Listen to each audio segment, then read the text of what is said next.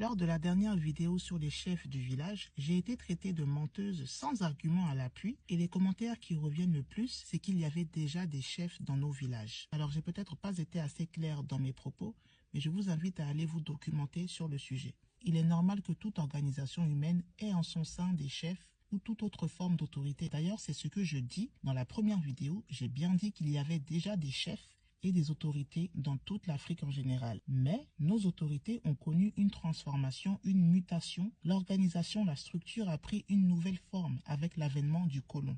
Alors, je vais vous aider dans vos recherches en vous donnant des sources. Le pouvoir traditionnel en pays Hatchan entre permanence et rupture. C'est notre première source. La chefferie, déjà sur place, donc le chef de terre, a été confronté à des changements divers avec l'arrivée des Européens pendant la colonisation qui s'appuie sur les chefs pour une meilleure exploitation du territoire après l'instauration de la colonie de Côte d'Ivoire en 1893.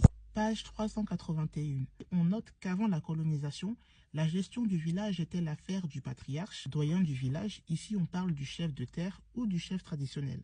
À l'époque, les fonctions de Nanan n'exigeaient pas de longs déplacements. Tout se réglait au village. Après 1893, la France, qui envisageait la mise en valeur de la colonie, avait besoin d'auxiliaires, c'est-à-dire de personnes en plus, de soutien pour mieux faire appliquer ses recommandations aux communautés locales. C'est pourquoi, à partir de 1896, elle décida de nommer dans la région des Lagunes des chefs de village. Le pays Hatchan n'y échappe pas. Et c'est valable pour le pays Krou, pour toute la Côte d'Ivoire et pour l'Afrique en général.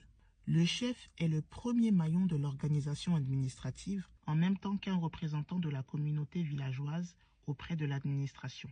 Pour ne pas s'attirer la colère de l'administration coloniale, le peuple Hatchan institua un chef de village, jeune substitut du doyen. Il était chargé de se rendre partout en lieu et place du patriarche et devait lui rendre compte. C'est un chargé de mission. La chefferie traditionnelle va alors être associée à la structure locale du pouvoir colonial. Cet avènement des chefs de village concerne aussi les chefs des provinces et de cantons, comme on peut voir ici. Autre document, la chefferie administrative, une invention coloniale, extrait repris d'Amon Dabi, 1958. Le nouveau chef indigène issu de la conquête diffère totalement du chef traditionnel d'hier. Le chef de canton n'est pas le continuateur de l'ancien roitelet indigène, exerçant autrefois une autorité basée sur la coutume ou la violence et que nous serions venus limiter, tempérer ou contrôler. Même lorsqu'il y a identité de personne, il n'y a plus rien en commun entre l'état de choses ancien et le nouveau.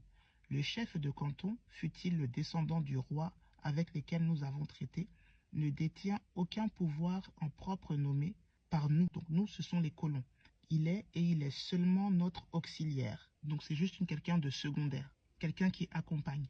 Il ne fait qu'exécuter nos ordres. Voilà, avec ces sources qui s'appliquent à toute la Côte d'Ivoire, je répète, parce que certains sont venus dire que dans leur village, il y avait déjà des chefs.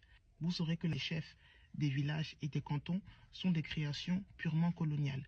Je vous laisse approfondir vos recherches si vous n'êtes pas satisfait, mais je pense que les sources que nous avons données devraient déjà bien vous éclairer sur le sujet.